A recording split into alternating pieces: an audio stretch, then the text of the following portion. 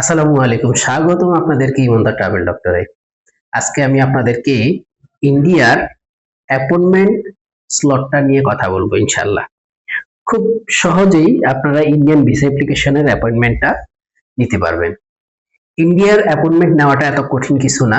আপনারা প্রথমে অ্যাপ্লিকেশন করবেন এবং এখানে দেওয়াই আছে আপনার অ্যাপয়েন্টমেন্ট নেওয়ার যে অপশন, সেই অপশনে আপনি গিয়ে আপনার ফাইল আপলোড করবেন এবং অ্যাপয়েন্টমেন্টটা নেবেন। খুব সিম্পলি হুড়ুহুড়ু করে অনেক মানুষ দেখা গেছে কি এত বেশি তাড়াহুড়ো করছে, করে তাদের অ্যাপয়েন্টমেন্টটা নষ্ট হচ্ছে, তাদের অ্যাপ্লিকেশন ভুলভাল হচ্ছে, এতে ভিসা রিজেকশনটা বাড়বে। যার কারণে কোনো রকমের তাড়াহুড়া করবেন না, কোনো রকমের তাড়াহুড়ার দরকার নেই।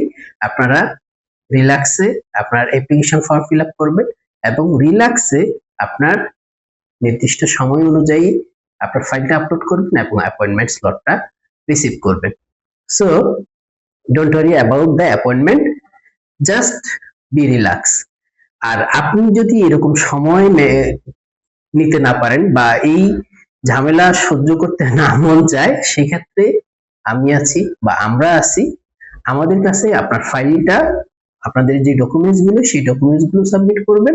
আমরা একটি সার্ভিস চার্জের বিনিময়ে আপনাদের কাছ থেকে অ্যাপয়েন্টমেন্ট স্লটটা বুকিং করে দিব ইনশাআল্লাহ। খুব সহজেই আপনি এই অ্যাপয়েন্টমেন্টটা পাবেন। আমার হাতে আপনি দেখতে পাচ্ছেন যে এটা আজকেই অ্যাপয়েন্টমেন্টটা আমরা নিয়েছি। এটা জাস্ট একটা স্যাম্পল দেখালাম, এটা অনেকগুলো অ্যাপয়েন্টমেন্ট আমরা আজকে নিয়েছি, যেটা আগামীকালকে অ্যাপয়েন্টমেন্ট ডেট।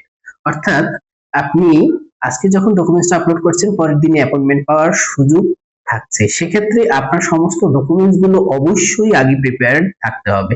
সেক্ষেত্রে অবশ্যই আপনার ভ্যালিড পাসপোর্ট, যেটা অবশ্যই 7 থেকে 8 মাসের মেয়াদ আছে ভ্যালিড, তার চাইতে বেশি থাকা উচিত। কারণ হলো 3 মাস বা 6 মাসের ভিসা যদি এম্বাসি দেয়, সেক্ষেত্রে আপনার সেই অনুযায়ী পাসপোর্টের ভ্যালিডিটি থাকা উচিত।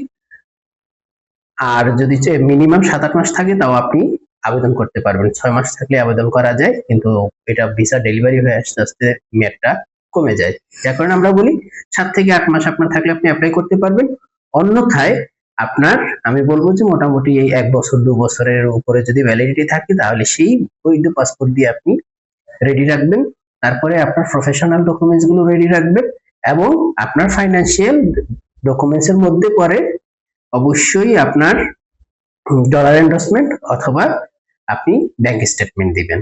এছাড়া আপনার একটা হলো যে আপনি যেখানে থাকেন অ্যাড্রেস প্রুফ, অর্থাৎ আপনি বাংলাদেশি প্রুফ, সেরকম একটা ডকুমেন্টস দিবেন। আপনার ন্যাশনাল আইডি কার্ড দিবেন এবং আপনার বাসার ইউটিলিটি বিলের কপি, অন্য কপিটা আপনি সাথে রাখবেন, যাতে অ্যাপয়েন্টমেন্ট পাওয়ার পরপরই পরের দিনই আপনি জমা দিতে পারেন।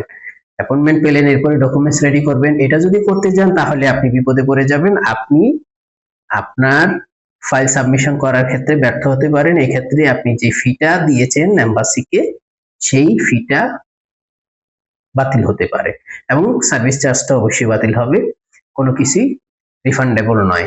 তো সমস্ত ডকুমেন্টস গুলো আপনি আগে প্রিপারেশন নেন যে কিভাবে কিভাবে সাজাবেন। সেক্ষেত্রে আপনার যদি কোনো রকমের গাইডলাইন লাগে, কাউন্সিলিং লাগে, আমার সাথে যোগাযোগ করতে পারেন অথবা আমাদের টিমের সাথে যোগাযোগ করতে পারেন। আপনাকে পরিপূর্ণ একটি গাইডলাইন দেওয়া হবে ইনশাল্লাহ।